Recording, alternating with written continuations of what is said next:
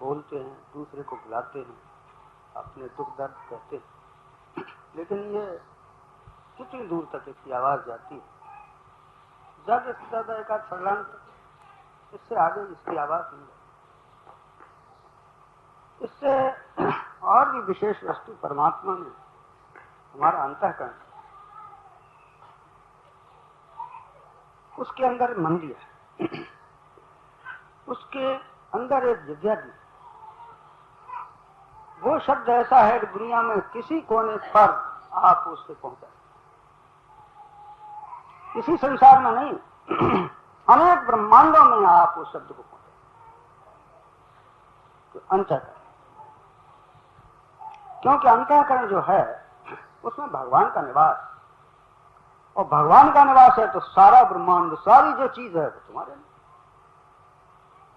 इसलिए जब मनुष्य अंतःकरण से प्रार्थना करता है तो तत्काल सारी जगह फैल जाए, जहां जिसको भेजना चाहता है उसके पास। ऐसा जिज्ञा की प्रार्थना जो होती है वो अपना थोड़ा सा काम कर जाती है, लेकिन अंतःकरण की जो प्रार्थना होती है वो महान काम है। जिज्ञा से हम साधारण बातों को कहते रहते हैं, लेकिन अंतःकरण से जब विशेष बात होती है तो अंतःकरण, जब कोई अनेक भय आता है, अनेक दुख आता है, जिज्ञा काम नहीं करती, उस वक्त अंतःकरण अवसर कहां है ऐसे बात करने का? द्रौपदी को कहां अवसर था कि प्रार्थना करती, अच्छी संजोए करके बड़ी अच्छी प्रार्थना करती, गीत गाती, कहां उसको समय था? उसे तो ये पड़ी थी कि मैं लज्जा जा रही, किस तरह से? वो अंतःकरण की प्रार्थना, उस प्रार्थना में देर नहीं होती, तत्काल फल ऐसा प्रबंध है विषय।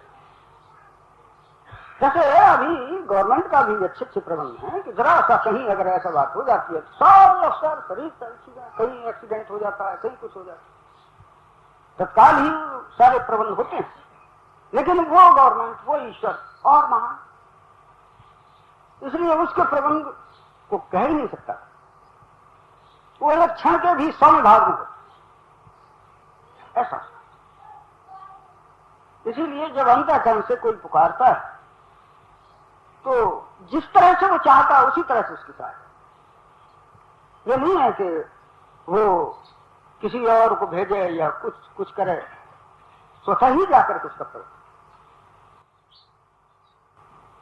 अगर आप जरा सोचिए, जो घटनाएं हुई हैं वो हमारे पर भी होती रहती हैं कभी कभी, और सेकंडों में उसके प्रबंध होते, लेकिन हम उसे ये कह करके टाल देते हैं, हाँ ऐसा वक्त वो मिल गया, ऐसे वो मिल गए, ऐसा हुआ, इस तरह से टाल देते हैं। नहीं सोचते कि ये सब कुछ हो रहा है उस अंतःकरण के परमात्मा। शबरी कहां जंगल में बैठी थी, भगवान कहां अयोध्या में राज करने जा रहे थे, कल राजी मिलने वाला था।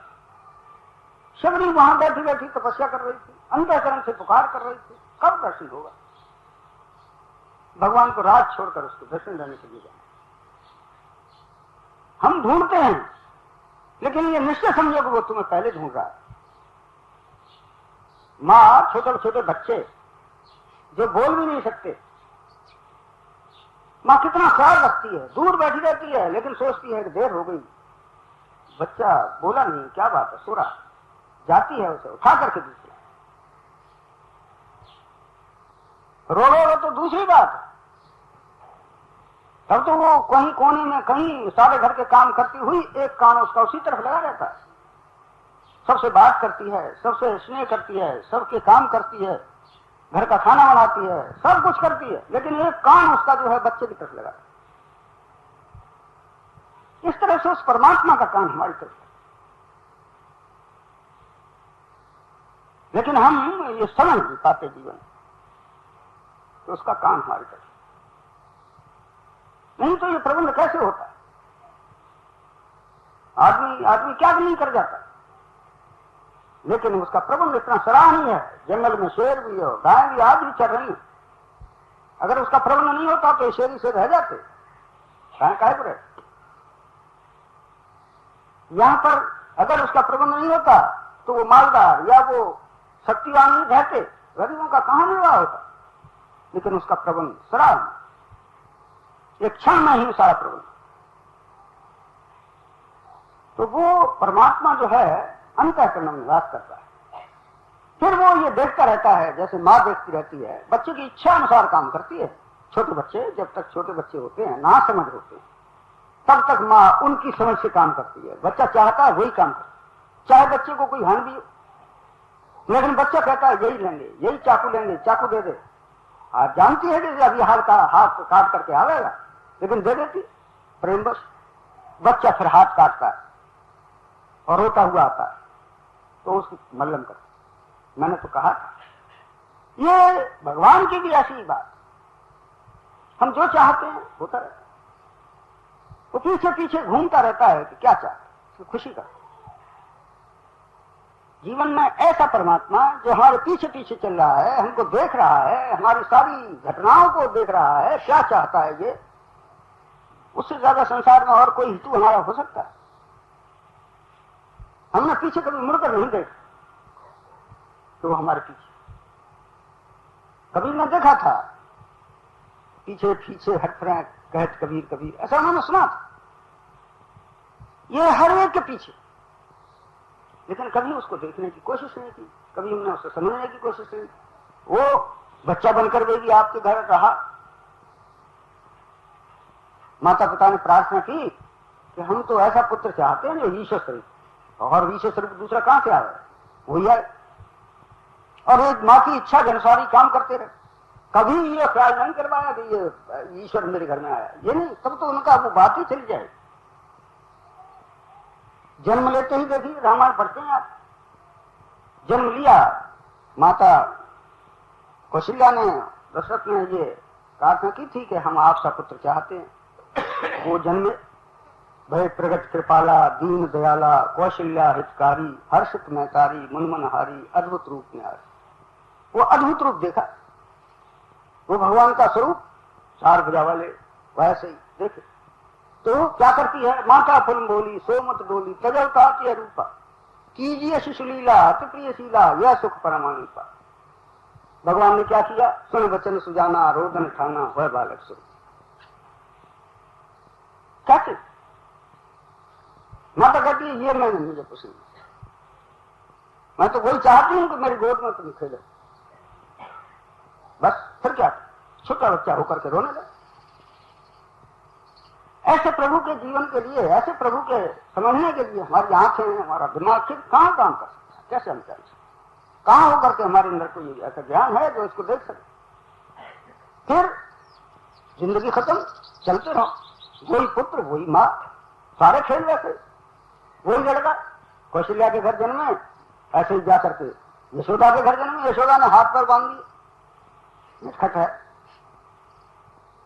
हाथ पैर बंधे हुए। वो ब्रह्म कहता है माँ हमारे हाथ पैर खोल जाए। जिसका नाम लेने से संसार के बंधन टूट जाते हैं, वो ब्रह्म माँ से कहता है हमारे हाथ खोल। तो ये सारी लीलाएं जो होती हैं भक्त के हृदय के प्रसन्न करने के लिए, पुत्र के हृदय के प्रसन्न करने के लिए संसार है। मगर हम नहीं जानते।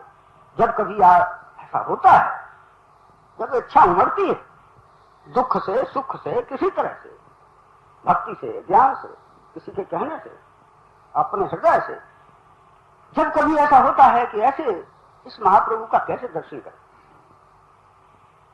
तब वो उसकी प्रार्थना को सुनते, अप्रत्यक्ष रूप करते दर्शन। कभी वसुदेव और देवकी को कोई उपदेश नहीं, भगवान कृष्ण द्वारका चले गए, वसुदेव के देवकी को, माता पिता को घर वहीं साथ ले गए, तो वहां पर राज्य करते थे। तो अच्छे अच्छे विद्वान, अच्छे अच्छे महात्मा भगवान के दर्शन के लिए आते थे, उनसे पूछते थे, उनसे निवेदन करते थे, भक्ति का रहस्य ज्ञान जो कुछ है वो उनसे पूछते थे। वसुदेव बड़े प्रसन्न होते थे, हमारा लड़का कितना होशियार है, कितने लोग आते हैं उसके पास। ये चलता रहा, वो भी देखते रहे कि बड़ा अच्छा लड़का, ऐसा लड़का होना चाहिए। लेकिन एक दिन ये सब देख करके उनके अंतःकरण में भी ये बात आई, अरे इतने महान पुरुष तो इसके चरण छूने आते हैं और ये रोज मेरे चरण छूता है। कभी मैंने ये नहीं सोचा कि मेरे घर में ये कितना महान पुरुष बैठा हुआ है। मैंने अपने जीवन के शुद्ध करने के लिए कभी इसे कहा ही नहीं। घर में परमात्मा बैठा रहा, लेकिन हमने कभी उससे कहा ही नहीं। ठीक है, नहीं कहा तब तक नहीं कहा, वो भी काम करते रहे। लेकिन एक दिन जब हृदय उमड़ा तो बस लोग खड़े हो गए। जब उनके पैर छूने के लिए वो महलों में आए तो वो खड़े हो कहने लगे, पुत्र आज तक तो हमने पुत्र के रूप में तुम्हें देखा, लेकिन हमारा हृदय कह रहा है कि तुम कुछ और। तो संसार को उपदेश देते हो तो क्या हम वंचित तो से रह जाएंगे? उस वक्त भगवान कृष्ण माता पिता को उपदेश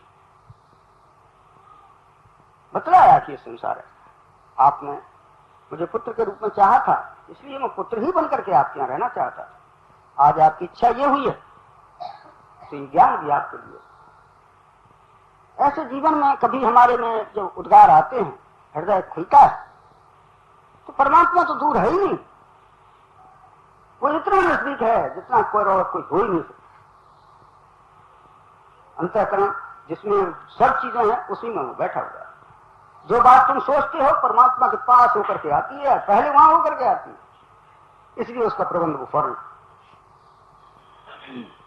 बात पीछे सोचते हैं, पहले ईश्वर के पास होकर के वो बात आती है। तो उस ईश्वर को जानने के लिए हमारे अंदर कभी ऐसी भावना पैदा हो, हृदय चाहे, तो ये उसकी कृपा होती है और मनुष्य उसको तत्काल फिर वो बहुत ही गंभीरता आ जाती, देखता है कि मेरे घर में मेरी सेवा करने वाला कौन, बड़ा शांत रहता है, सोचता है कहना भी ठीक नहीं, चलता है, जीवन को देखता है, पड़ोस अब संसार को देखता है, तो सब में ईश्वर बैठा हुआ है, लेकिन अपना व्यवहार कैसा होना चाहिए, इस तरह से शांति के साथ तो अपने जीवन को व्यतीत करता है। वो शांति, वो आनंद जब परमात्मा को जान लेता है मनुष्य, कितना बड़ा, उस समय उसके बंधन तो कट ही जाते, साथ ही साथ जन्म मृत्यु के भी चक्कर से छूट गए, तो जन्म मृत्यु भी उसको नहीं गए। तो इसलिए हमें सदैव प्रार्थना करते रहना चाहिए, हे परमात्मा कभी तो जीवन में तू ऐसा अवसर दे जिससे हम तेरे दर्शन कर सकें और तुझसे लाभ उठाएं।